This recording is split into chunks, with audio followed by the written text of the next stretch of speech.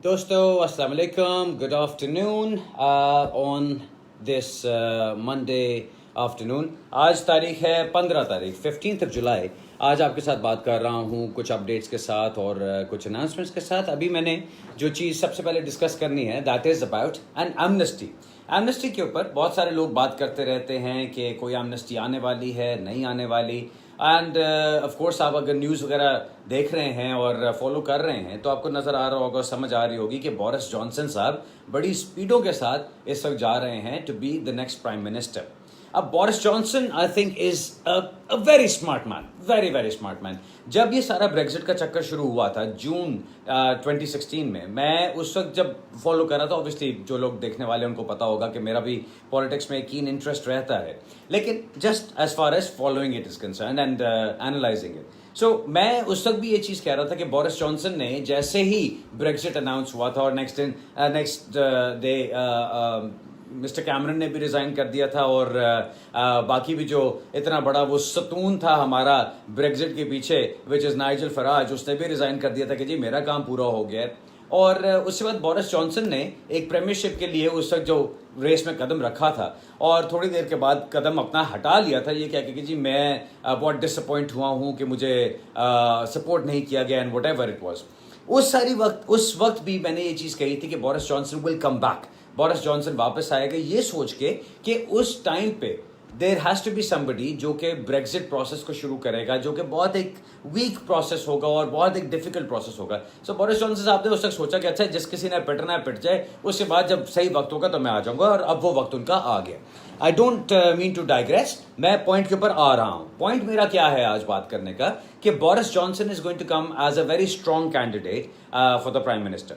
और Boris Johnson की तरफ से एमनेस्टी से रिलेटेड कुछ बातें जो चलती रही हैं, बिकॉज बहुत सारे लोग मुझसे पूछते हैं एमनेस्टी आ रही है, एमनेस्टी अनाउंस हुई है, एमनेस्टी के बारे में सोचा जा रहा है। और मैं हमेशा कहता हूँ जब एमनेस्टी कोई आएगी या अगर एमनेस्टी की कोई बात होनी होगी तो उससे पहले हमें पहले इन्फॉर्म नहीं किया जाएगा, एकदम से अनाउंसमेंट की जाएगी। सो वही चीज़ मैं अभी भी एक्सपेक्ट करता हूँ।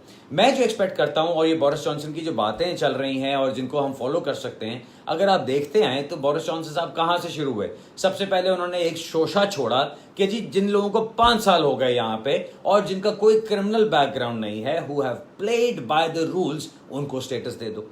उसके बाद दूसरा शोशा छोड़ा कि अच्छा जिन लोगों के 10 साल हो गए हैं उनको स्टेटस दे दो, जिनका कोई भी क्रिमिनल बैकग्राउंड नहीं है, अगेन जो लोग रूल्स के मुताबिक चलते रहे हैं। तीसरा शोशा आया उनका 12 साल वाला।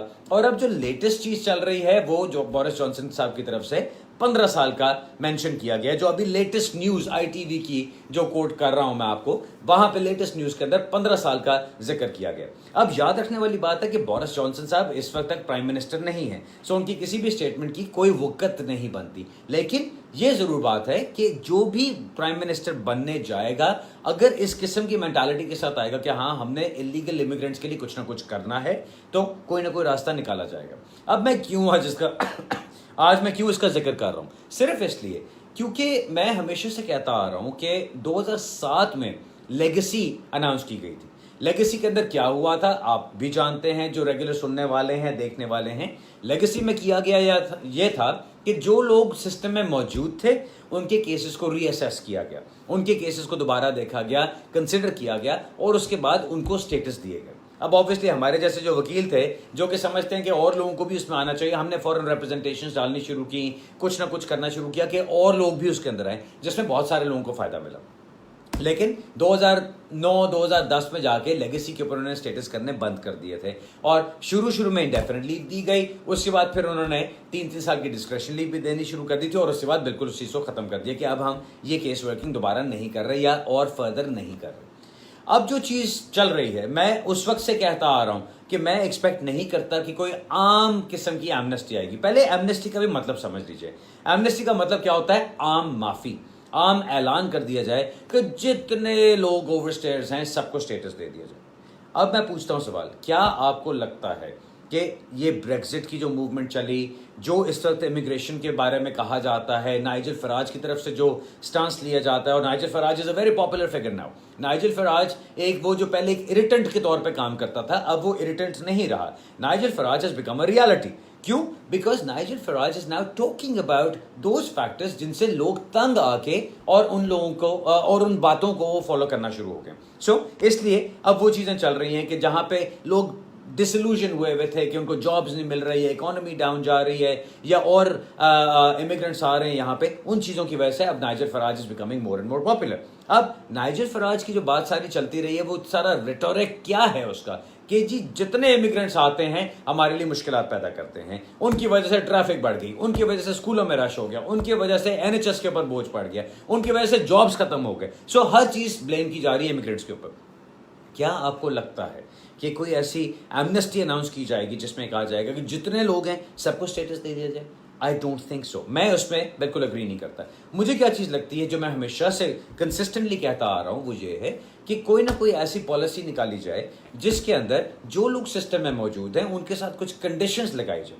अब बोरिस जॉनसन की बात क्या चल रही है? पहले 5 साल वाला, फिर 10 साल वाला, फिर 12 साल वाला और अब 15 साल वाला, कि जी जिन लोगों को इतना टाइम गुजर गया उनको कर दिया जाए. कानून को इस वक्त देखिए, कानून इस वक्त क्या कहता है? कानून कहता है अगर आपके साथ कोई बच्चा है जिसको 7 साल से ज्यादा हो गए या आपकी उम्र 18 से कम है और आपको 7 साल से ज्यादा यहां पर हो गए तो आपको स्टेटस मिल सकता है.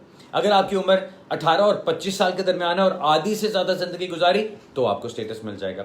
अगर आपकी ये चीजें काउंट नहीं होती लेकिन आपने 20 साल से ज्यादा यूके में गुजार लिए तब आपको स्टेटस मिल जाएगा. और अगर इनमें से कोई भी चीज नहीं होती तो फिर हम सिग्निफिकेंट डिफिकल्टीज के ऊपर आ जाते हैं कि जी आपको 20 साल भी नहीं हुए लेकिन फिर भी आपको सिग्निफिकेंट डिफिकल्टीज का सामना करना पड़ेगा अगर आप वापस अपने मुल्क जाते हैं.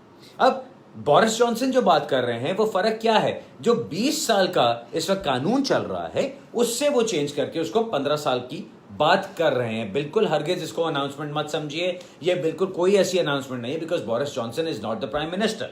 Okay, Boris Johnson is just a hopeful right now. लेकिन मेन जो प्राइमरी कैंडिडेट मैं समझता हूं प्राइम मिनिस्टरशिप के लिए वो बोरिस जॉनसन ही है. So if he becomes prime minister, इससे क्या अंदाजा हो सकता है कि Boris Johnson is pro immigrants in the sense कि जो लोग पुराने यहां पर आके बैठे हुए हैं, जिन लोगों ने यहां पे ब्लैक इकोनॉमी के अंदर अपना किरदार अदा किया है, उनको क्लियर इकोनॉमी के अंदर लाया जाए, उनके टैक्सेशन रेगुलेट की जाए, उनके स्टेटस रेगुलेट किए जाए ताकि वो ज्यादा से ज्यादा काम कर सकें, ज्यादा से ज्यादा टैक्स पे कर सके, ज्यादा से ज्यादा वो सोसाइटी को फायदा पहुंचा सके. इसका दूसरा मकसद क्या है कि जी ब्रेग्जिट करके हम दरवाजे बंद करने जा रहे हैं, इमिग्रेशन पॉलिसी को सख्त करने जा रहे हैं. सो वो लोग जो ऑलरेडी इस यूके में इस वक्त मौजूद हैं जिनके पास स्टेटस नहीं है उन लोगों के लिए फायदा हो कि उनको तो अभी स्टेटस मिल जाए लेकिन और लोग आएंगे तो उनको इतनी आसानी नहीं होगी. और वो आपको प्रोसेस नजर आ रहा है जिस तरह एंटरप्रेन्योर का वीजा खत्म कर दिया गया 29 मार्च को. क्यों?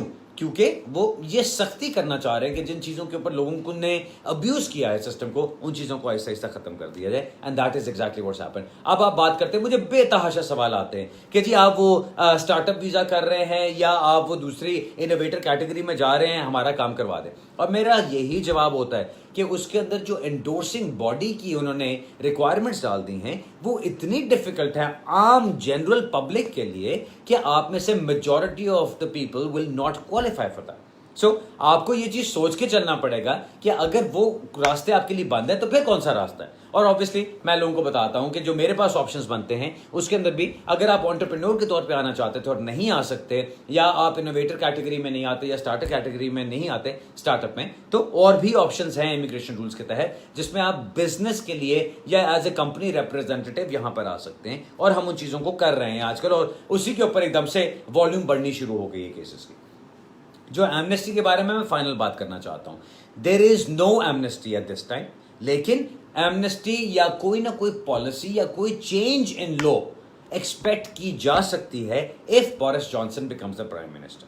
ठीक, ये मैं सिर्फ इसलिए नहीं कह रहा कि सिर्फ बोरिस जॉनसन आएंगे तभी कोई चेंज आएगी, नहीं, कोई और भी आए तब भी ये चेंज आ सकती है. लेकिन द वेलकम थिंग इज कि वो जो एक सख्ती और एक वो ऐसा माहौल क्रिएट करने वाली बात थी ना कि जहां पे किसी भी इमिग्रेंट को सांस ना लेने दिया जाए, उनके लाइसेंसेस खत्म कर दो, उनको घर रेंट ना करने दो, उनके बैंक अकाउंट्स बंद कर दो, उनका सांस रोक दो, उनका दम घोट दो, वो वाली चीज अब थोड़ी सी कम होती नजर आ रही है. और again this is a good sign. Again मैं वापस जाता हूं, अगर आप 2012, 2013, 14, 15 की बात करें, मैं उस वक्त भी ये चीज कहता आ रहा था कि 2021 में जाके आप एक्सपेक्टेशन रखनी शुरू कर सकते हैं कि शायद हालात इमिग्रेंट्स के लिए बेहतर होने शुरू होंगे। उस हद तक मैं सख्तियां ही एक्सपेक्ट करता हूं और वही चीज चलती आ रही है। लेकिन अगर ये चीज जिस तरह से चल रही है, जिस डायरेक्शन में जा रही है, if Boris Johnson becomes the prime minister, Boris Johnson की जो मेंटालिटी अभी तक नजर आ रही है, जो इंटरव्यूज के तहत या जो कमेंट्स के तहत नजर आ रहा है, एवर सिंस ही वाज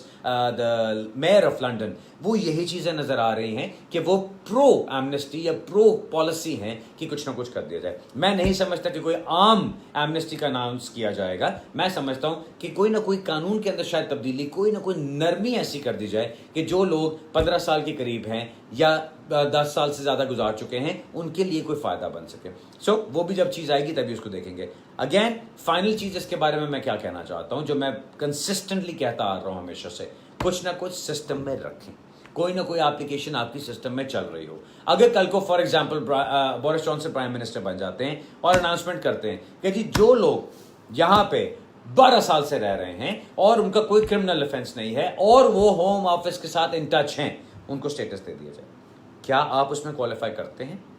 अगर तो करते हैं ग्रेट, अगर आप नहीं करते तो please do something about it. क्योंकि ये मैं एक मिसाल के तौर पे, एक एग्जांपल के तौर पे बता रहा हूं कि ऐसी चीजें जब आती हैं तो आप ये नहीं कह सकते कि एग्जैक्टली क्या होगा, लेकिन आप अंदाजा जरूर कर सकते हैं। और मेरा अंदाजा उसमें यही है कि अगर आप सिस्टम के अंदर मौजूद हैं, आपकी कोई ना कोई एप्लीकेशन चल रही है, आपकी कोई अपील पेंडिंग है, या आपकी कोई नई एप्लीकेशन चल रही है, या आपका कोई जुडिशियल रिव्यू चल रहा है, या आपकी कोई फर्दर रिप्रेजेंटेशन डली हुई हैं, कुछ भी हो, अगर आप सिस्टम में चल रहे हैं तो आपको फायदा मिलेगा। प्लीज यहां पे क्लियर रखिए कि अगर आप सिर्फ रिपोर्टिंग के लिए जा रहे हैं, उसका मतलब ये नहीं आपकी एप्लीकेशन 100% कोई ना कोई डली हुई है। उसका मतलब ये नहीं है कि आप कंफर्म्ड हैं या आप श्योर हैं कि आप सिस्टम के अंदर मौजूद हैं। रिपोर्टिंग पे कई दफा बहुत सारे लोग चलते रहते हैं सिंपली बिकॉज उनको अभी तक रिमूवल की डायरेक्शंस नहीं मिली होती। That's it. So, कोई ना कोई एप्लीकेशन, कोई ना कोई रिप्रेजेंटेशन अपनी जरूर जारी रखिए, ताकि उसमें आपको अगर जो चांसेस नजर आ रहे हैं सब वो यही हैं कि अगर कोई ऐसी पॉलिसी आएगी तो जो लोग सिस्टम में होंगे उन्हीं को फायदा मिलेगा। सो दैट्स वन थिंग जो मैं आपके साथ शेयर करना चाह रहा था। ओके, अब अगली बात जो मैंने उस पर अपने हेडिंग में भी लिखी हुई है, दूसरी बात, मैंने एक एप्लीकेशन चेकिंग सर्विस का जिक्र किया था कुछ हफ्ते पहले, और मेरा अंदाजा नहीं था उस वक्त कि इसमें कोई खास इंटरेस्ट आएगा, बट मुझे सबने कहा कि जी ये चीजें लगता है कि इसके अंदर कोई इंटरेस्ट आएगा, एंड आई एम सरप्राइज कि कितनी इसकी पॉपुलैरिटी है। मैंने आपके साथ उस वक्त भी शेयर किया था, अगर आप खुद अपना काम कर रहे हैं, अगर आपका कोई और वकील आपका काम कर रहा है, आप मेरे पास आना चाहते हैं उसको चेक कराने के लिए, मेरे पास आना चाहते हैं फॉर अ सेकंड ओपिनियन, आप चाहते हैं कि आपने एप्लीकेशन खुद अपनी तैयार कर ली, मैं उसको रिव्यू कर लूँ आपके लिए और आपको रिव्यू करके जवाब दे दूं कि इसकी वीकनेसेस क्या हैं, इसमें आपको क्या करना चाहिए, तो वो सब कुछ मैं कर सकता हूँ। अगर आप वो चीज़ करना चाहते हैं, ऑफकोर्स आप ऑफिस के नंबर पे 0208446549 पर रब्ता करते हैं और आप वो मेंशन कर दीजिए, आपको उसकी अपॉइंटमेंट बना दी जाएगी और उसके मुताबिक आपको चार्ज कर दिया जाएगा। अगली बात करता हूं जी। अब अगली बात हमारी सक्सेसेस की है और जो हमारी कंटिन्यूस एप्लीकेशंस चल रही हैं। मैंने उस पर भी जो हेडिंग है उसके अंदर लिखा हुआ है कि आजकल जो मेजॉरिटी ऑफ केसेस आ रहे हैं, आई डोंट नो, शायद लोग खुद करना शुरू हो गए हैं क्या, लेकिन मेरे पास 7 years वाले अब कम केसेस आ रहे हैं कंपेयर टू जो पहले चल रहा था। शायद खत्म हो गए हैं, जो मुझे नहीं लगता कि खत्म हो गए होंगे, लेकिन अगर मेरे पास कम आ रहे हैं तो मुझे जो उसकी वजह समझ आती है वो ये समझ आती है कि बहुत सारे लोग इसमें बहुत एजुकेट हो चुके हैं।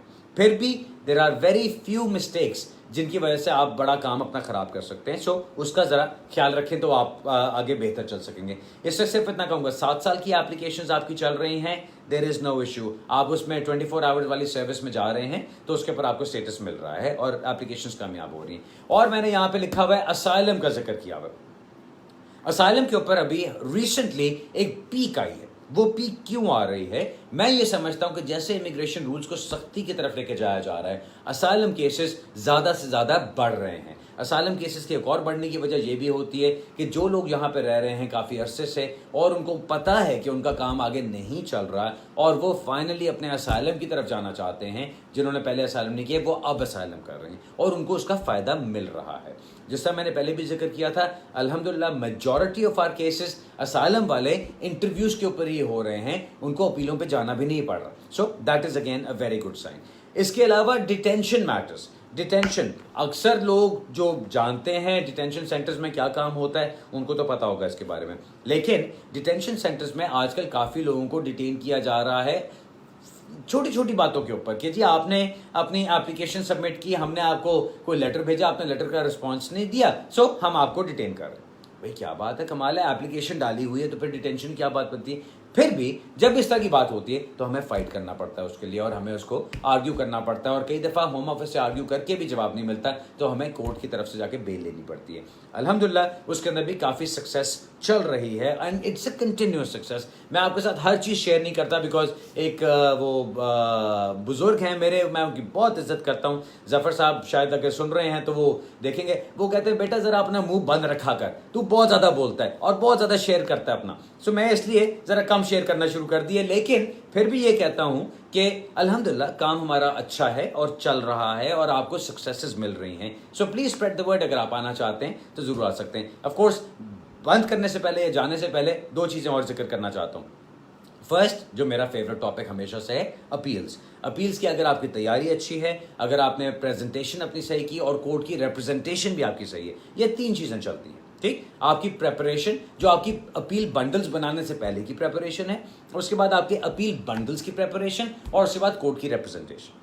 मैं काफ़ी रेगुलरली, पिछले हफ्ते भी मैं 2 दिन लंदन में नहीं था, एक दिन मैनचेस्टर में था, एक दिन बर्मिंघम में था। आज फिर शाम को मैं निकल रहा हूँ यहाँ से, और कल मैंने इंशाल्लाह बर्मिंघम में एक कोर्ट हियरिंग करनी है। अगले हफ्ते फिर 2 हियरिंग्स है। So I am very busy in the appeals, शायद इसलिए मैं आपको ज़्यादा यहाँ पे भी नज़र नहीं आता, लेकिन कहने का मतलब ये है कि जब मैं कोर्ट में जाता हूँ, आपकी इनिशियल प्रेपरेशन भी मेरे साथ होती है, आपके बंडल्स की प्रेपरेशन भी मेरे साथ होती है, और कोर्ट में भी आपको जाके मैं रिप्रेजेंट करता हूँ। और जिससे मैंने पिछली कुछ पोस्ट में शेयर भी किया था, मेरे चार्जेस भी काफ़ी कम हो गए हैं कंपेयर टू बिफोर। सो अगर आपको ये डर लगता है कि नहीं जी अली बुखारी के पास जाएंगे तो बड़ा महंगा है, अब वो वाली चीज़ आपको शायद फील नहीं होगी।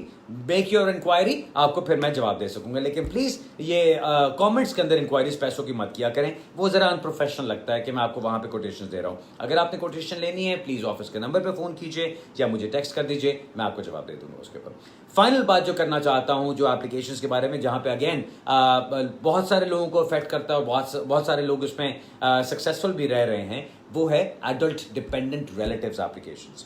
डिपेंडेंट रिलेटिव्स में सबसे ज़्यादा मेजॉरिटी केसेस पेरेंट्स की है, जहाँ पे पेरेंट्स आपके पाकिस्तान में, इंडिया में, जहाँ कहीं पे भी, जहाँ कहीं से भी आप हैं, पेरेंट्स आपके वहाँ पर हैं, ज़ईफ़ हो चुके हैं, या आप दोनों में से एक पेरेंट खो चुके हैं और कोई एक पेरेंट अकेला रह गया और वो अपने आप को लुक आफ्टर नहीं कर सकता है। आपको फिक्र होती है कि जी उनको कैसे लुक आफ्टर करना है, तो वहाँ पे काफ़ी कामयाब एप्लीकेशंस चल रही हैं। और अगेन उसके अंदर भी एक सर्ज फील हो रही है मुझे, क्योंकि लोगों के लिए ये एक डेफिनेट प्रॉब्लम है। अब मुझे याद है जब मेरे वाले साहब जिंदा थे, अल्लाह ताला उनको गरी के रहमत करे, जब वो पाकिस्तान में थे उनको अचानक हार्ट अटैक हुआ। मैं फ़ोन पे हूँ और मुझे पता चल रहा है उनको हार्ट अटैक हो रहा है, और कितना मुझे दोस्तों के पीछे भागना पड़ा, किसी को कहा इनको फ़ौरन हॉस्पिटल लेके जाओ, इमरजेंसी, कितनी टेंशन होती है। और अगले दिन मैं फ़ौरन सबको छोड़ छाड़ के वहाँ भागा गया था। कहने का मकसद ये कि मैं जानता हूँ कि ये तकलीफ़ कैसी होती है। सो अगर आपके पेरेंट्स हैं, आप उनके लिए परेशान हैं और आप चाहते हैं कि वो आपको यहाँ पे ज्वाइन करें, there is a way of doing it. लेकिन ये नहीं करें कि उनको बस विजिट पे बुला लिए यहाँ पे कि अच्छा जी बस एक दफ़ा बुला के फिर देखी जाएगी, ये मत करें। उससे बेहतर तरीका है कि कानून को उसके मुताबिक फॉलो करें, कानून के मुताबिक चलें, तो आपके चांसेस ऑफ सक्सेस बहुत ज़्यादा बढ़ जाते हैं, बजाय ऐसे कि आप उनको विजिट पे यहाँ बुला लें और फिर उनको स्विच कराने की कोशिश करें जहाँ पे आपको ज़्यादा डिफिकल्टीज का सामना होगा। आज के लिए, अभी के लिए सिर्फ इतनी ही बात करना चाहता हूँ। इंशाल्लाह बहुत जल्दी आपके साथ दोबारा रब्ता करूंगा, बहुत जल्दी एक फेसबुक लाइव करूंगा जो हम क्वेश्चन आंसर्स वाला सेशन करते हैं। सिर्फ आज बिजी हूँ, कल भी कोर्ट है, पिछले हफ्ते भी कोर्ट्स थे और अगले हफ्ते भी कोर्ट्स है, सो इसलिए जरा फेसबुक लाइव क्वेश्चन आंसर्स वाला कानून और हवाला अभी नहीं कर रहा, लेकिन जैसे टाइम मिलेगा इंशाल्लाह वो भी आपके साथ शेयर करूंगा। तब तक के लिए बहुत शुक्रिया सुनने का। खुदा हाफिज एंड इंशाल्लाह सी यू सून। खुदा हाफिज।